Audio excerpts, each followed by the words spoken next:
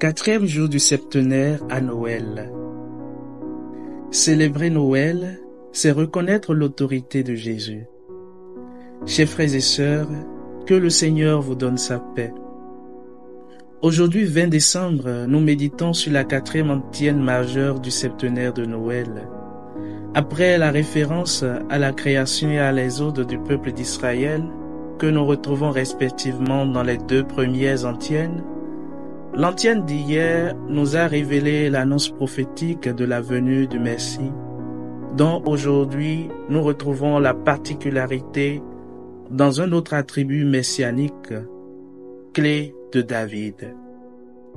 L'antienne dit ceci: Ô clé de David, ô sceptre d'Israël, tu ouvres et nul ne fermera, tu fermes et nul n'ouvrira. Arrache les captifs aux ténèbres, viens Seigneur, viens nous sauver. Le début de cette quatrième antienne majeure évoque la venue du Messie comme une clé qui ouvre. C'est une métaphore, c'est là une image subjective et profonde qui rappelle les textes prophétiques dans lesquels le Messie est décrit comme le serviteur de Dieu, ayant un pouvoir absolu d'ouvrir et de fermer et un rôle de libérer les prisonniers de l'obscurité. L'image de la clé provient à l'origine d'une prophétie d'Isaïe au chapitre 22, verset 22 de son livre, lorsqu'il dit: « Je mettrai sur son épaule la clé de la maison de David. S'il ouvre, personne ne fermera. S'il ferme, personne n'ouvrira. » Le contexte biblique dans lequel cette prophétie s'insère est bien celui de la période de l'exil babylonien, durant laquelle le désir le plus ardent du peuple exilé était d'être libéré de cette prison de mort. Le Seigneur va donc prêter oreille attentive aux lamentations du peuple et lui accordera la délivrance à travers la figure du roi Cyrus.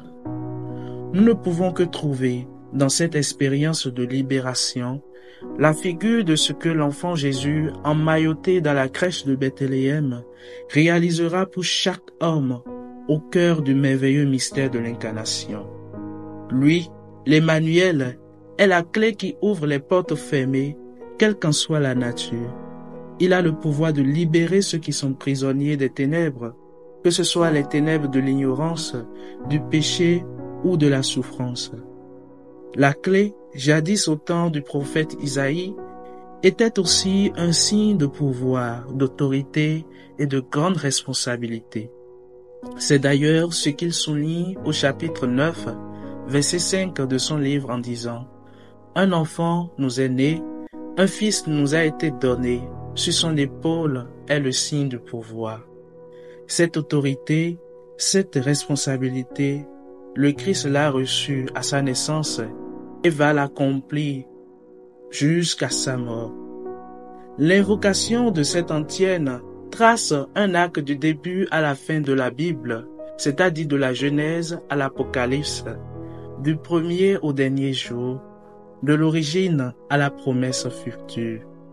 C'est pourquoi l'antienne continue en disant: « Tu ouvres et nul ne fermera, tu fermes et nul n'ouvrira. » De fait, le pouvoir de Dieu est absolu et rien ne lui résiste.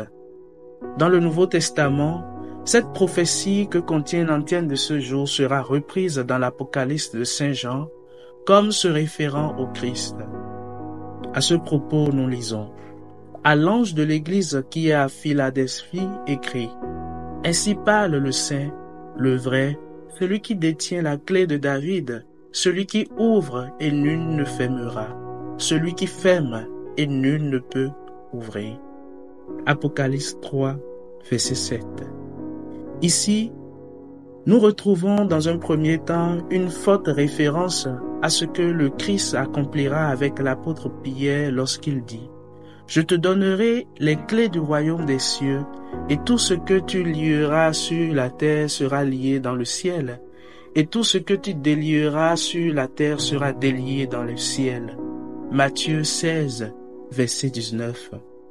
Dans un second temps, nous retrouvons ici une forte référence au mystère pascal et en particulier à la descente du Christ aux enfers. où il a ouvert et déverrouillé la porte qui séparait les morts de Dieu. Autrement dit, l'accès au salut de Dieu, qui jusqu'à présent n'était ouvert qu'au peuple d'Israël et fermé aux païens, sera ouvert à toutes les nations par le Messie. C'est la logique dans laquelle il nous faut comprendre la finale de l'antienne de ce jour, dans laquelle nous demandons au Seigneur, clé de David et sceptre d'Israël, d'arracher les captifs aux ténèbres et de hâter sa venue pour nous sauver. Jésus lui-même n'hésite pas à nous rappeler cette mission qui est la sienne en Luc 4, verset 18, où nous lisons « L'Esprit du Seigneur m'a envoyé porter la bonne nouvelle aux pauvres, annoncer aux captifs leur libération. » Cependant, chers frères et sœurs, la certitude qu'il vient nous délivrer ne signifie pas que le Seigneur agit sans condition. Lorsque nous prions pour être délivrés des ténèbres, nous devons également faire notre part. Nous devons abandonner nos mauvaises habitudes, nos péchés, nos modes de vie éloignés de Dieu. Car si nous voulons que le Seigneur ouvre les portes de notre vie, nous devons être prêts à les lui remettre afin qu'il puisse nous guider vers la liberté.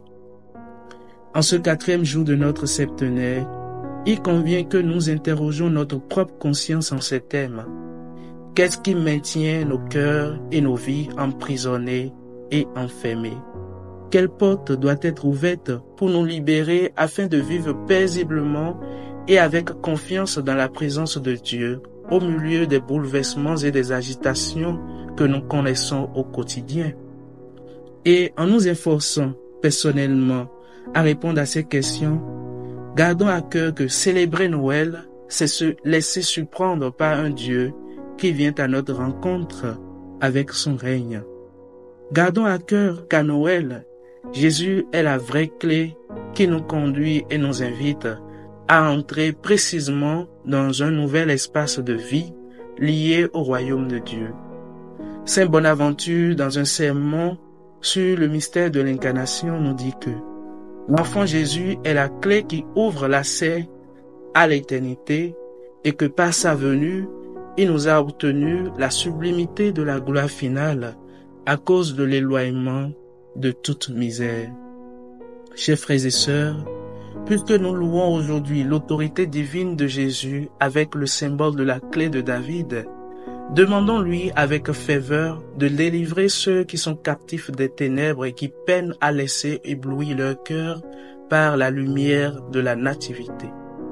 Engageons-nous aussi à lui offrir notre vie entière, afin qu'il puisse ouvrir les portes qui sont fermées et nous guider sur le chemin de liberté et de salut. Que notre vie entière témoigne de lui, qui est l'évangile vivant, qui découle des pages de la Sainte Écriture. Amen. Amen. Amen. Amen. Amen. Amen.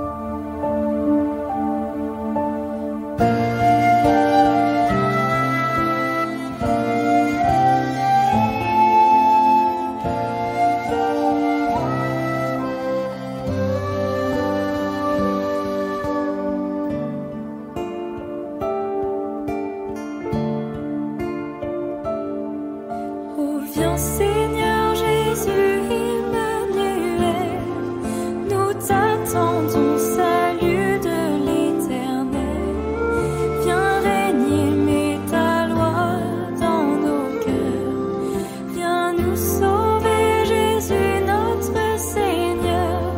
Chantez, louez, voici l'Emmanuel, le roi sauveur promis à Israël.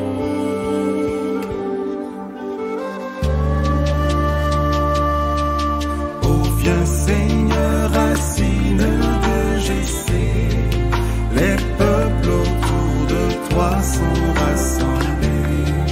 En te voyant, les rois se sont tués. Oh, viens nous délivrer, ne tarde plus. Chantez, louez, voici l'Emmanuel, le roi sauveur promis.